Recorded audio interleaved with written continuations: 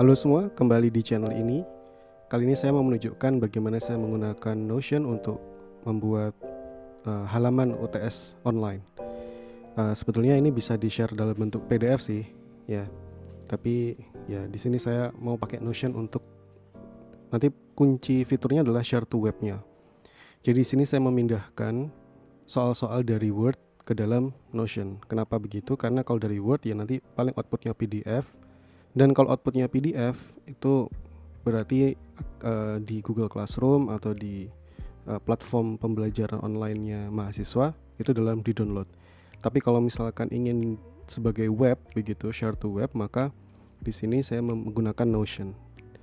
Dan beberapa fitur yang kalian lihat saya menggunakan inline equation karena di sana saya beberapa kali menggunakan persamaan begitu ya. Zai fungsi x, t, kemudian ada sinus, kemudian ada fasanya kx minus omega t dan seterusnya. Itu kalau ditulis biasa bisa juga, cuma memang Notion sudah support inline equation. Jadi kalau kalian mau lebih rapi buat persamaan, ada pembagian akar begitu, itu tulislah dalam bentuk inline equation ini. Kemudian kalau kalian perhatikan di situ ada nested numbering ya, jadi beranak gitu nomornya. Jadi nomor 4 punya nomor 4.1, 4.2, kemudian nomor 3.1, 3.2. Jadi masing-masing itu semuanya beranak. Kalau misalkan salah meletakkan itu bisa gampang banget, tinggal di drag aja ya. Kalian lihat di titik 6 ya kalau nggak salah. Maksudnya titik-titik di samping angka 3 yang paling sebelah kiri itu loh. Itu kan bisa di-drag, digeser aja, ditarik, ditaruh di mana begitu. Ya, kemudian saya bikin juga fitur toggle. Fitur toggle di sana bisa disembunyikan, bisa ditunjukkan. Jadi seandainya secara default dia akan menutup, collapse, tapi bisa kita expand. Di situ saya nuliskan bobot soal ujian, ada subbab materi dan tingkat kesulitan. Itu semua pakai numbering juga. Pakai numbering itu korespondensi terhadap nomor-nomor di atasnya.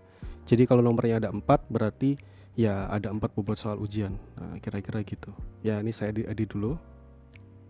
Oh ya, total waktu yang saya butuhkan dalam membuat video ini, maksudnya merekam layar ini itu kurang lebih sekitar 25 menit. Tapi di sini sudah saya potong-potong dan saya percepat. Ini pun dipercepat 2 kali. Jadi sudah termasuk ketika saya mempertimbangkan pemilihan soal, menambah soal atau mengurangi soal. Nanti ini pada akhirnya jumlah soalnya bukan 4 sih, tapi 5. Oke. Ada bab yang kurang, bab superposisi. Saya perlu menambahkan soal cerita tentang superposisi.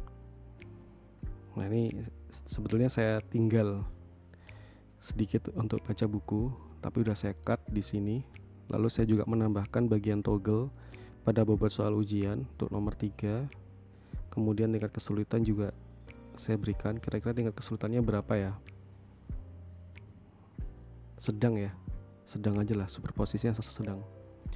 Oke, kemudian kalau kalian perhatikan saya telah menambahkan formulasi. Jadi ini kode, silakan di pause video ini, kemudian disalin ke tempat kalian. Itu gunanya untuk menghitung remaining time, sisa waktu. Nanti konversinya bisa dalam menit atau jam. Kalau kalian penasaran kalian bisa komen di bawah, tapi kalau kalian udah paham ya udah kopas aja, nanti itu hasilnya adalah menit. Hasilnya menit. Kemudian saya juga status unggahan jawaban kalau diperlukan. Nanti di situ saya pakai Google Form ya. Tapi di ujian tengah semester yang lain saya menggunakan Google Classroom. Itu pilihan aja. Yang penting tidak merugikan mahasiswa, karena saya dengar kalau full menggunakan Google Form itu jangan sampai lebih dari 30 menit. Kalau enggak nanti ter-refresh sendiri. Nah, itu yang merugikan sekali. Udah dijawab capek-capek, kemudian ternyata ter-refresh, hilang halamannya. Apalagi kebanyakan mahasiswa hanya mengerjakan UTS dengan handphone, bukan laptop. Kalau laptop kan layar tab, tabulasi di browser itu tidak hilang. Makanya saya menggunakan Google Form itu hanya untuk mengunggah jawaban akhir, bukan proses jawabannya. Jawaban proses juga maksudnya sudah dalam bentuk PDF. Nah, pokoknya ada di aturan UTS daring inilah. Kemudian saya juga memeriksa angka-angka di soal biar nggak terlalu sama aja sih. Bahaya juga kalau terlalu ngeplek sama. Jadi dari video ini tujuan saya sih lebih ke penggunaan realnya ya, penggunaan real dari seorang dosen. Itu kayak gimana sih kami bekerja itu, membuat soal, kemudian menata sana sini, memberikan bobot, biar lebih real aja. Karena kadang-kadang kalau kita lihat tutorial Notion, itu bagus banget Notion ya. Tapi ketika diaplikasikan ke diri sendiri itu nggak bisa. Nyadar nggak? Saya nonton tutorial Notion itu hampir sekedar inspirasi saja. Oh iya bagus ya natanya gitu. Tapi gimana sih cara realnya itu? Nah ini saya ngasih contoh. Gimana kalau kita share to web tapi isinya soal UTS daring dan tampilannya cukup rapi ya. Oh ya, semua bagian angka juga saya ubah menjadi inline equation. Itu kalian bisa menggunakan tanda miring, kemudian ketik EKI, nanti muncul inline equation. Tapi cara kedua itu pakai tanda dolar. Jadi coba kalian buka di Google, cari Notion Mathematics. Kemudian nanti cari bagaimana membuat shortcut dari inline equation. Itu bisa dengan menggunakan tanda dolar double di depan dan di belakang. Jadi kalau misalkan 2 cm sebelum duanya itu dikasih tanda dolar 2 kali, kemudian setelah sentimeter dikasih dolar 2 kali juga. Nah dengan double 2 itu nanti otomatis dia akan berubah menjadi font yang unik ya, fontnya persamaan. Sesimpel itu sih sebetulnya. Kemudian kalau kalian mau mencari untuk tanda Greek letter atau huruf-huruf Yunani, misalkan Xi, Lambda, Theta, Alpha, itu juga di dalam Notion Math tadi.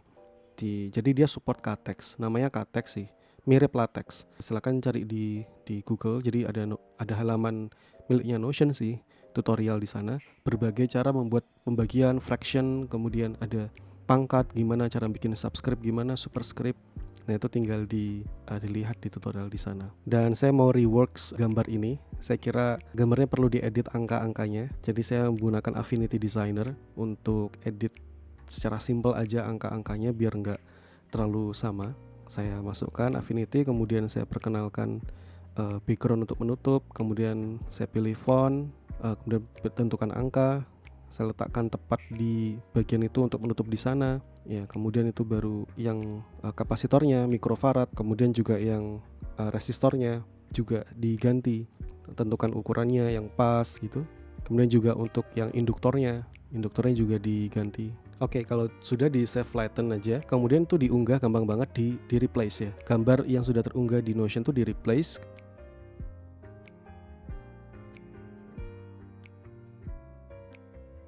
Dan diganti. Ternyata saya nggak pakai Google Form, ini pakai Google Classroom. Jadi semua dipusatkan di Google Classroom. Google Classroom saya bikin assignment namanya UTS. Kemudian nanti halaman Notion ini dibagikan ke dalam sana dan diatur dikit lah ya Notion ini. Kemudian ternyata saya nggak perlu monitoring ini, jadi dihapus aja untuk monitor apakah statusnya sudah terunggah atau belum.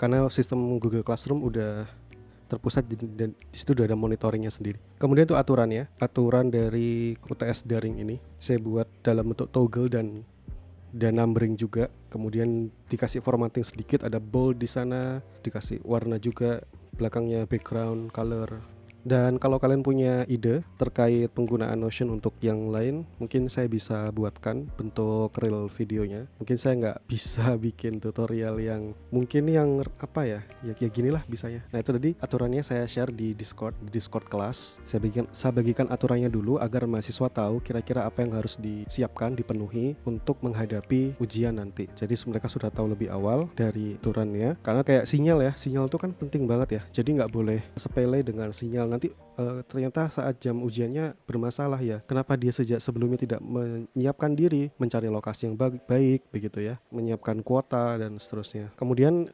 setelah ini kita siap untuk share to web, publish to the web, kemudian linknya itu disalin dan link ini dicobakan ke private browser. Jadi misalkan di Safari itu private, berarti kita tidak login kemana-mana.